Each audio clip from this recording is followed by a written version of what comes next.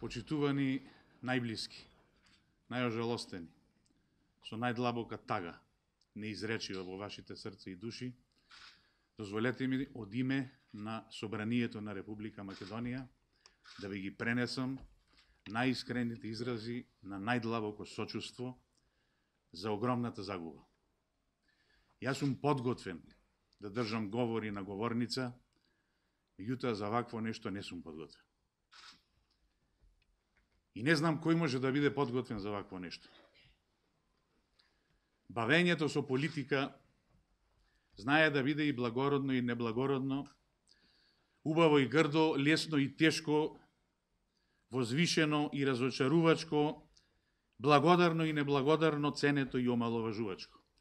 Меѓутоа, јас знам дека политиката ми даде еден добар, искрен и пожртвуван пријател. Физички не е веќе меѓу нас. Кога некој ни недостасува, после известно време ни се враќа. Само не во форма во која што ние очекуваме и во која што ние би сакале да е тоа.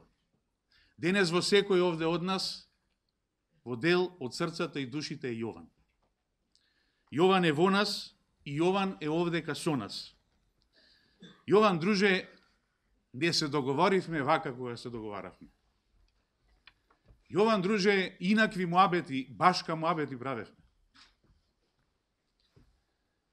Јован, друже, нема да ти држам говор, само ќе изустам неколку спомени, неколку сеќавања и ќе ми дозволат твоите најблиски, најсакани, твоите пријатели, колеги, соборци, соработници, познаници, само да се подсетам на неколку сеќавања на едни убави моменти. Велат дека човек умира два пати. Еднаш, кога физички ќе го нема од овој свет, и втор пат, кога ќе се заборави споменот на него, кога ќе престанеме да се сеќаваме на него. Затоа големите луѓе како тебе, Јован, друже, никогаш нема да умрат, затоа што за секогаш ти ќе живееш во срцава наши. Се договаравме за советничка листа и рековме што ќе правиме, Јоване.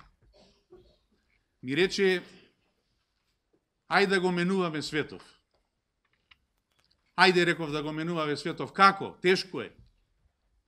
Па рече, прво ние ќе се мениме, самиве, па ќе ги мениме ти околу нас, па ќе го мениме Охрид и Македонија и ќе го мениме светов. Вечерта, кога победи на градоначалничките избори, во таа еуфорија тргнавме кон плоштад и рече, тунте што направивме. Јован, викам, направивме тоа што требаше да направиме. Од вечерва да го правиме тоа што се договоривме. Така е, рече тунте. Од вечерва го менуваме светов. Неволите што ги имавме како пратеници, огромните, тешки неволи. И се сеќавам, една вечер возев према Охрид и звони телефонот, гледам Јован, градоначалник. Ало, градоначалниче, кај си? Ево шо преш ти. И сега чекам да ми каже нешто. Така те побарав, другар, така те побарав да опитам како си. Знам колку ти е тешко. Знаете кој бара денес така на телефон? Никој. Да ме праша како сум. Ништо друго. Не се сложувавме секогаш, имавме различни мислења и тоа е нормално.